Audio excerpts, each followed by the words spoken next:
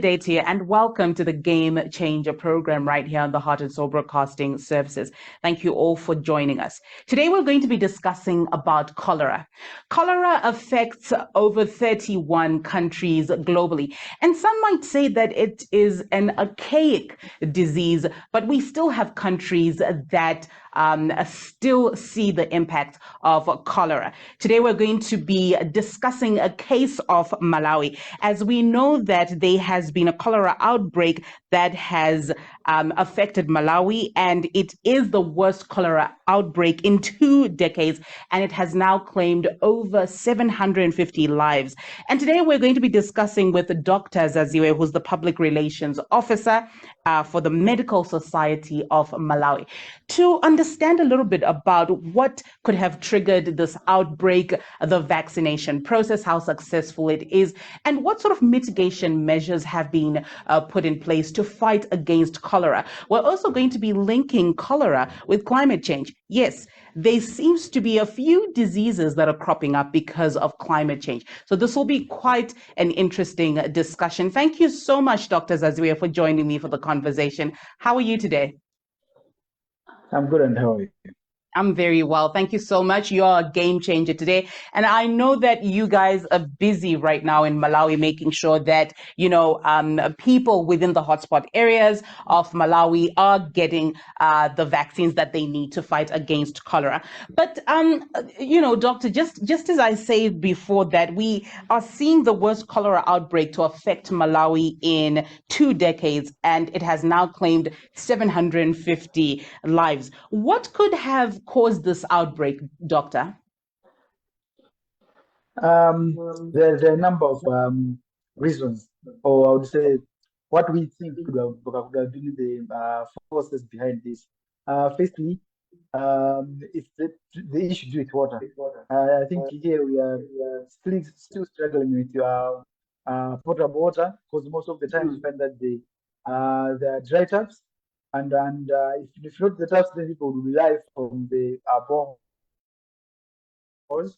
And in most of the areas, like in the urban areas, in the ghettos, they don't have boreholes because of crowding.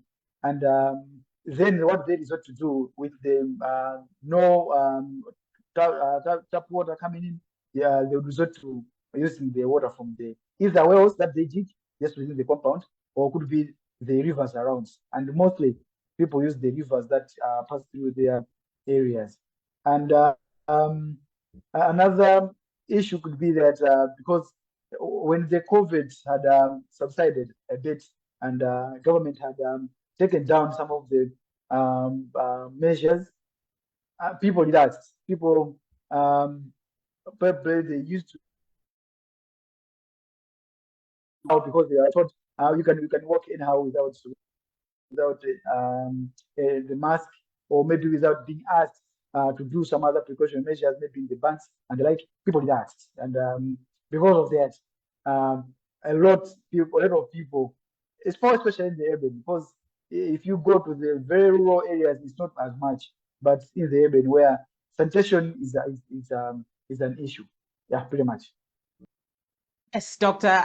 You're definitely right. I think in the urban areas, because of overpopulation, there is a serious sanitation problem, and it's not only a problem in Malawi. We see this in different African countries. But what's quite interesting is that researchers, Doctor, are saying that tropical storm Anna and cyclone Gombe caused extensive flooding last year, which overwhelmed the country's water and sanitation systems as well. Let's talk a little bit about the link between climate change and cholera, because I think this was quite, when I discovered this, I thought this is quite interesting. I was speaking to a colleague of mine earlier on today saying that so floods can actually propel cholera. Tell me a little bit about this, Doctor. Yes, that disease is transmitted into the urban, like Blanta. Then that's how now the whole all the now cases, there's an outbreak, and then because of an already existing sanitation problems in Blantyre, and also the water supply, which also the water because of the cyclone. We lost electricity. We lost a lot of megawatts in the lower Shire, and that contributed to low water pumping in Blantyre, and that contributed to cholera because there was no water supply. So there's a really huge link, and even at the moment, and as of lunch hour, as of 12 noon, we already had lost over 40 people, and others are still missing. And already we were already overwhelmed with cholera in the camps, and now imagine this. Now what it will do to the already existing issue that we were struggling with at the moment. I see. Thank you so much, Doctor, for that. So I keep hearing you repeating or saying or talking about Blantyre. So let's talk about some of the hotspot areas for cholera right now in Malawi. Which are these areas that you are very worried about, and of course that you are doing the fast track, especially for the vaccination rollout? At the moment, at least now we can breathe some air because now the cases have dropped. But the most that we had the past few months, and others to have patients. Blantyre is one of the most hit districts.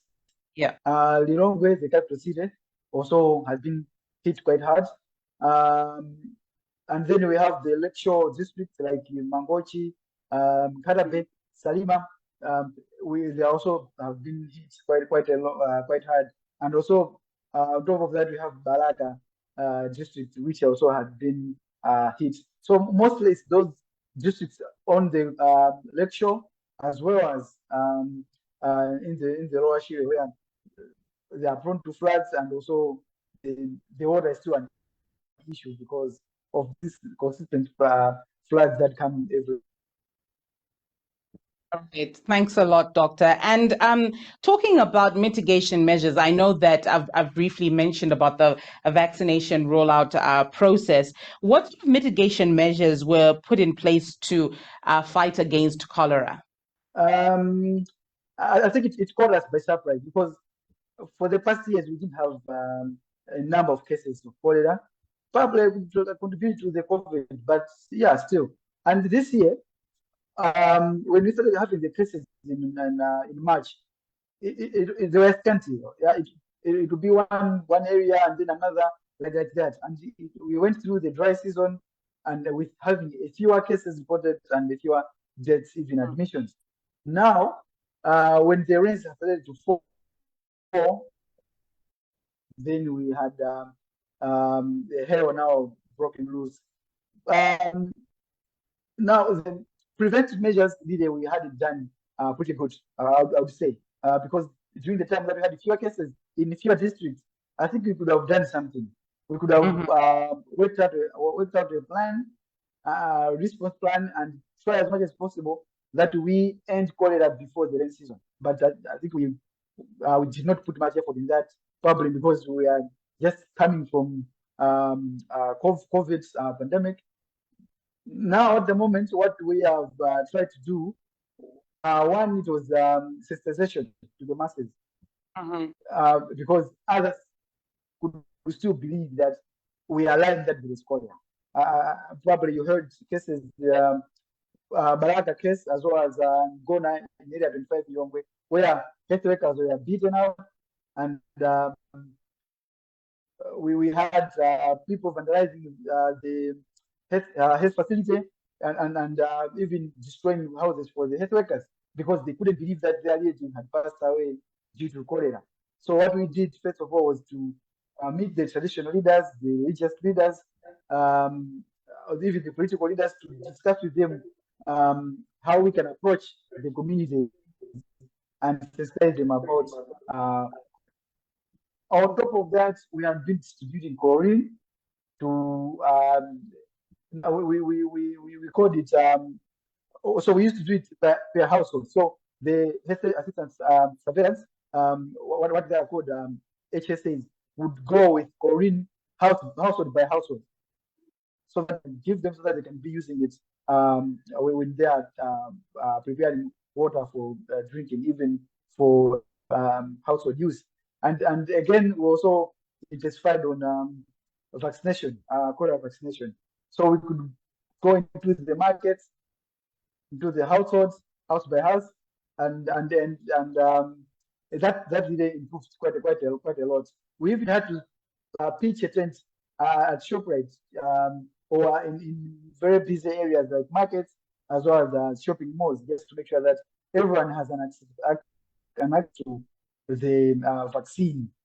And another mitigating measure that we had put in was what we call ORP points. So these are the all hydration points. So in the villages, we know some villages are quite far away from the health centers, so we could find a good spot where we could put ORS solution. But whoever maybe has cholera and they are having profuse diarrhea and vomiting, they could just go to that point to draw some ORS as they are waiting to be referred to a health facility.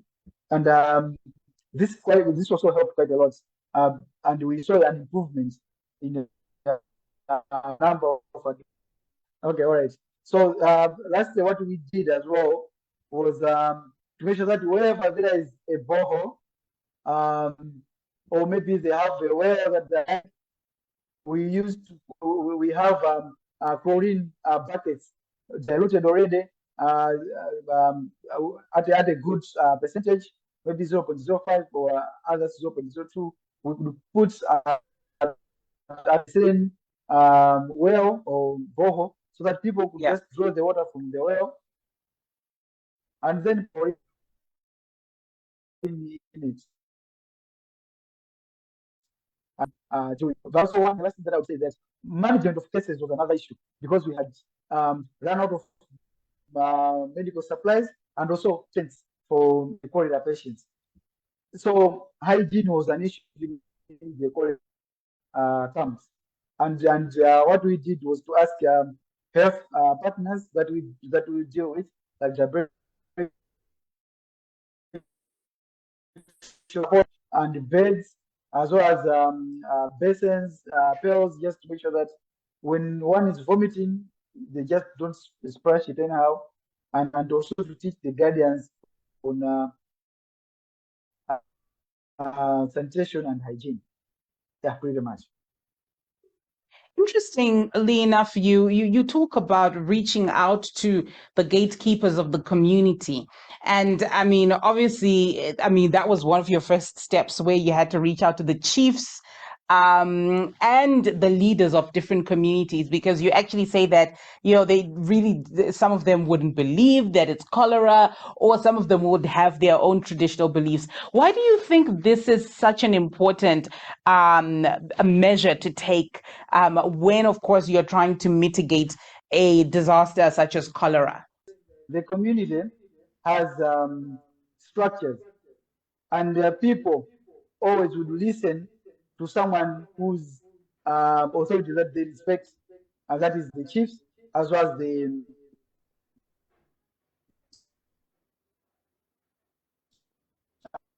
leaders. And talking to them gives to the members, and as much as the messages are coming from them, the gatekeepers, it will be easier understood by the community compared to us who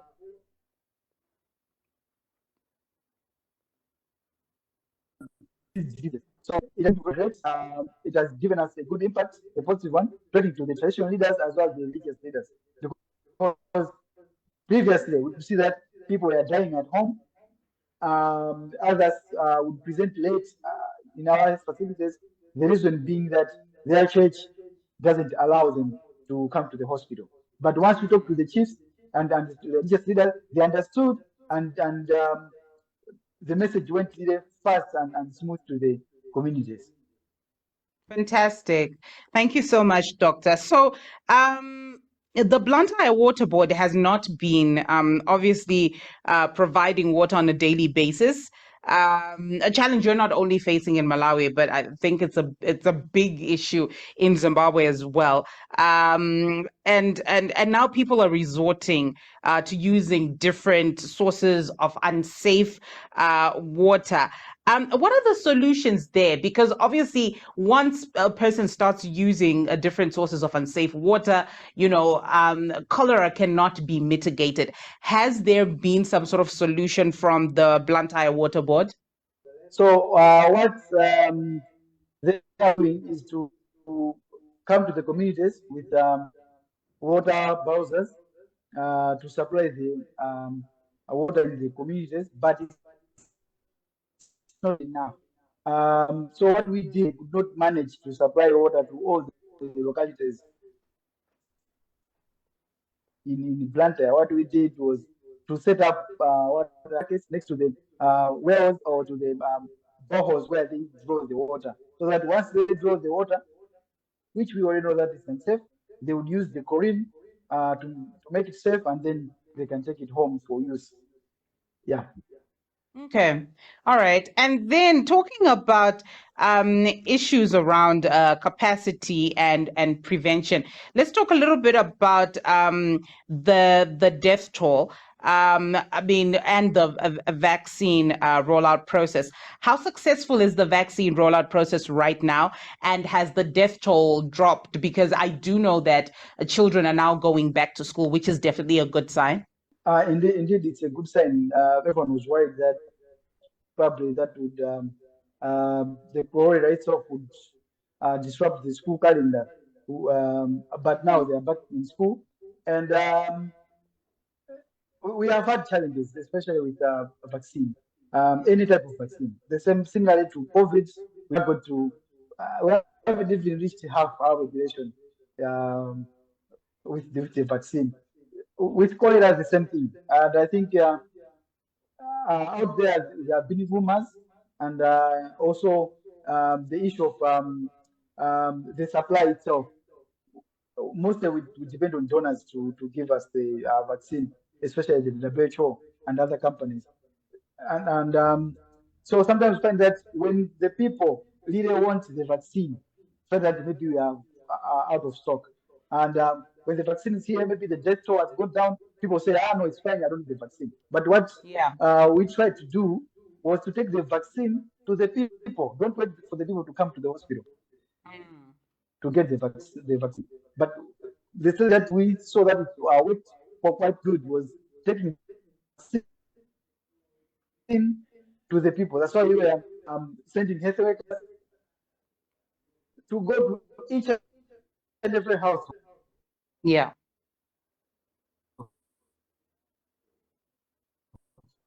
and vaccine. That really worked wonders, and um, we saw that a lot of people had accepted and taken the vaccine, which was quite different from previous days when people were refusing even to have uh, one of the health workers to come to their houses.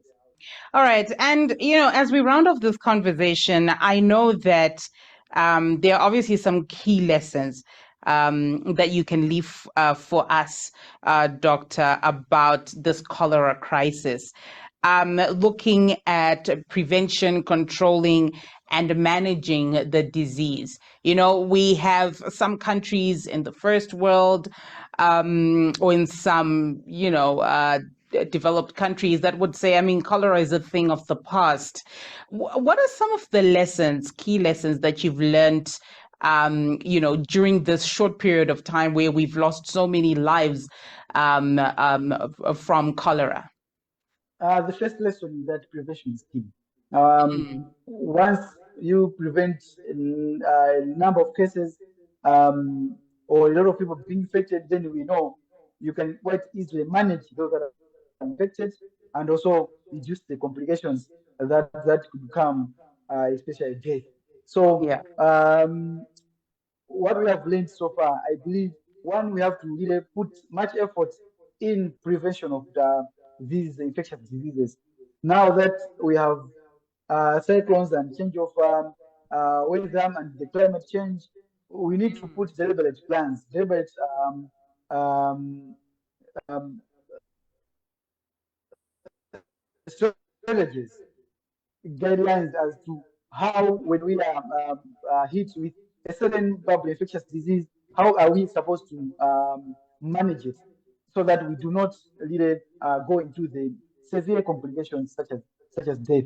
And again, um, within the preparation section, we also need to make sure that we have available resources, be it human resource, medical supplies, drugs, and also space for the patients. That will go a long way, because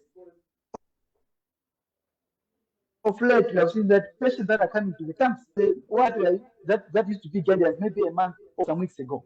So it means the cholera is just moving within the compound. Others were a guardian, and then maybe they went for the prevention measures as much. They end up catching cholera and then coming back to the hospital as a patient.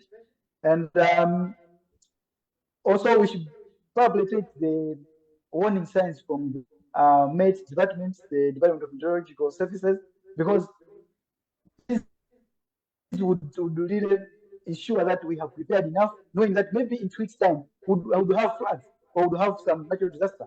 That would really help quite a lot. So the biggest lesson that I have learned myself and the health sector is always to plan and to prepare for the unforeseen natural disasters that may befall, and that could help us to really prevent the cholera spread. At the same time, manage the cases that we would have.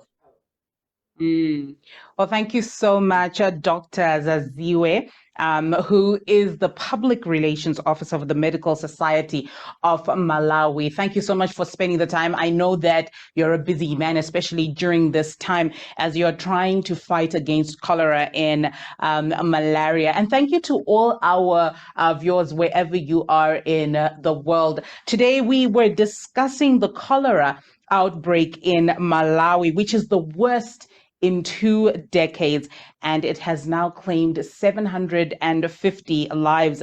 And of course, we were talking about the possible causes of this outbreak, its link to climate change, and of course, what our government institutions and gatekeepers can do to keep cholera at bay. But just before we end the program, we just want to cross over to a few tips on how you in your community can actually fight against cholera. Thank you for joining us, and we'll see you next time.